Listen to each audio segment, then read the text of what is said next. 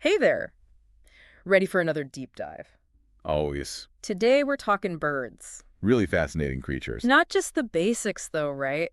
We're going way beyond birds are cool. Definitely. We've got some research lined up that's going to really dig deep into their world. Like how deep are we talking? Because I gotta admit, I don't know much beyond, well, they fly. Well, for starters, did you know that studying birds is, it's basically like looking at evolution in action. Okay, now you've got my attention. They're living descendants of dinosaurs, right? Yeah, I've heard that. It's pretty wild. But it's even more than that. They didn't just, survive that extinction 66 million years ago. The one that wiped out all the. The dinosaurs, yeah. Yeah. They thrived. Imagine inheriting a world practically empty of competition. Right, like hitting the evolutionary jackpot. Exactly. And that brings us to one of the things they're most famous for, flight. Which is honestly still mind-blowing every time I think about it. For the longest time, we thought we had it figured out, with Bernoulli's principle. Yeah, the whole faster air over a curved wing means lower pressure. Right. But it turns out it's not that simple. Oh, really? It's more about the angle of the wing, the angle of attack as it hits the airflow.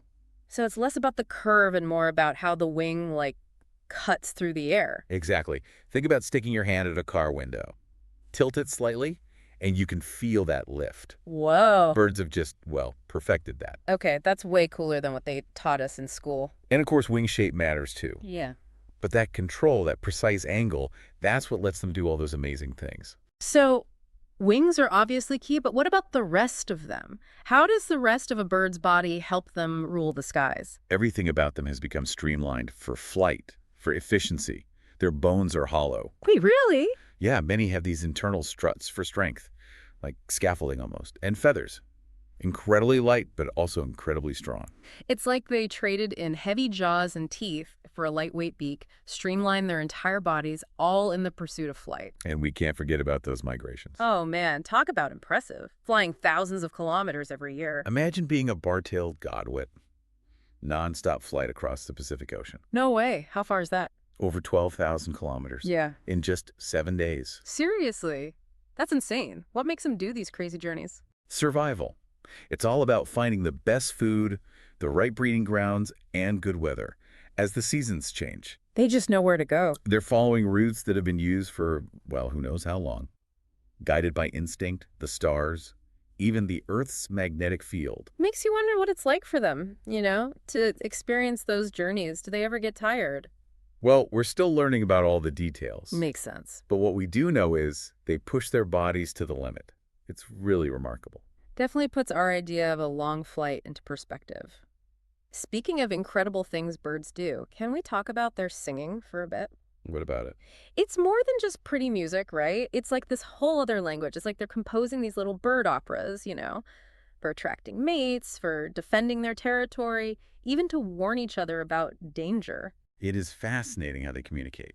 So about those mating calls, does that mean most birds are monogamous, like swans? Well, we like to think of them that way, romantic and all that. Right. But the reality is a little more complicated. Oh. Yeah. So social monogamy, where a male and female pair up, it's common.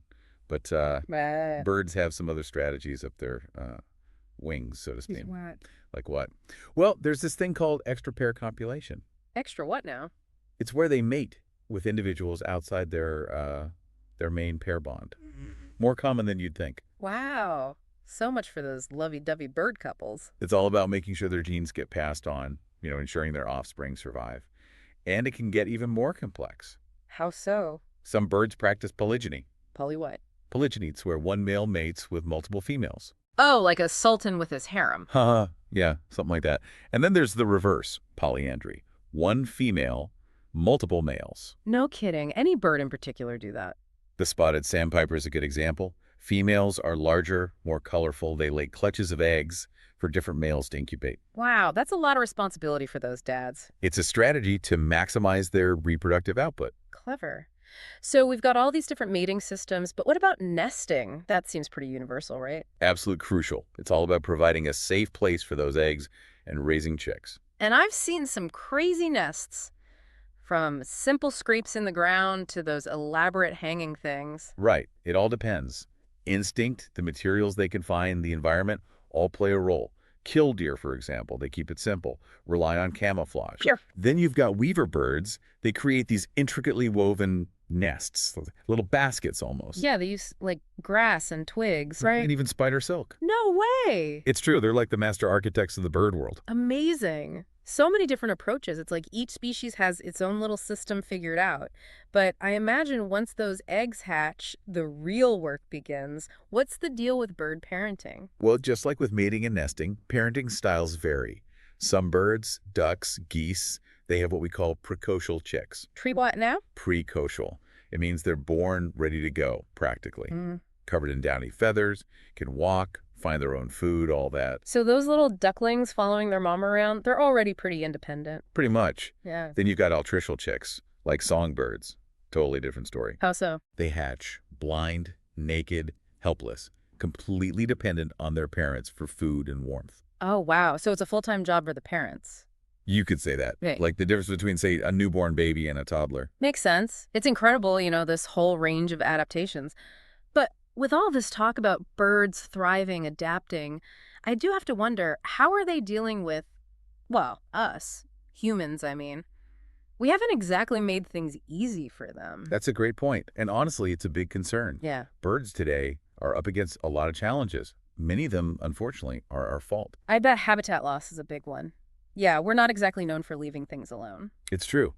We clear forests for farmland, for development, wetlands get drained, grasslands fragmented. And all that impacts birds. It's like their homes are disappearing. And then there's climate change. Right. That's affecting pretty much everything on the planet these days. Birds, too. The changing weather patterns, they mess with their migrations. So they end up in the wrong place at the wrong time. Exactly. Their internal clocks are out of whack. Plus, you have rising sea levels, flooding coastal habitats, more hurricanes. It's a lot to deal with. Sounds pretty bleak. But we can do something to help, right? Absolutely. Awareness is key. The more people know about what birds are facing, the better the chance we have to help. So what can the average person actually do? Supporting conservation organizations is huge. They're the ones protecting habitats, advocating for bird-friendly policies, doing the research. Even a small donation makes a difference. Okay, that's good to know. But beyond donating, is there anything we can do, on a smaller scale? Definitely. Yeah. You can create bird-friendly spaces, even in your backyard. Like putting out a bird feeder. That's one way. But even better, if you can plant some native species, things that will attract insects, provide natural food sources. So they can eat naturally like they're supposed to. Exactly. Wow. And having a water source like a bird bath can really help, especially in drier climates. Makes sense. It's like creating these little oases for them. Exactly. Yeah. Every little bit counts. It's amazing, all these little things adding up, but I'm curious, how do scientists actually keep track of all these birds? They're always on the move. It's a challenge, but they've got some clever methods. One of the most important is bird banding. That's where they put those little ID tags on their legs. Right. Exactly. Lightweight band with a unique number allows them to track that bird's movements, how long they live, how many chicks they have, all sorts of things. Wow, so they can follow individual birds over their entire lives. Pretty incredible, huh?